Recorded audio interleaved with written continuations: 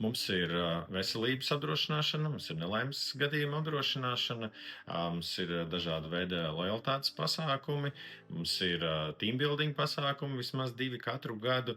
Mums ir noteiktas bonusu, jeb prēmēšanas programmas darbiniekiem, kas ir gada bonus, jeb tā saucamā 13. alga. Un dažādu veidu aktivitātes, kad mēs pārskatījām šo labumu grozu, tad mēs skatījāmies, kādas vēl papildus iespējas mēs varam piedāvāt savai komandai. Un skatoties, kas tirgū ir pieejams, tad bonusu kartes šķita ļoti lielisks papildinājums jau tam, kas mums ir šobrīd.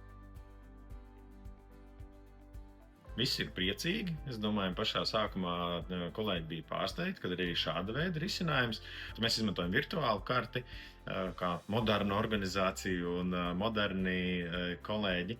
Tad visbiežāk šī karte tiek izmantota ikdienas pusdienu vajadzībām. Es zinu, ka kolēģi ir izmantojuši arī medicīnas pakalpojumu samaksai, transporta izdevumiem un šķiet arī degvielas norēķiniem. Pašam arī ir bonusu karte, un patiesībā sākumā es biju ļoti pasīvs bonusu kartes izmantotājs. Es pat teiktu, man liekas, pirmos 2 vai pat 3 mēnešus es viņu neizmantoju, un tad man izveidojies zināms uzkrājums, kas man beigās ar pašam bija pārsteigums, ka tas ir tiešām tik daudz. Un tad, es visaktīvāk viņu arī izmantoju tieši pusdienu apmaksai, un tas ir ļoti ērti un ļoti forši.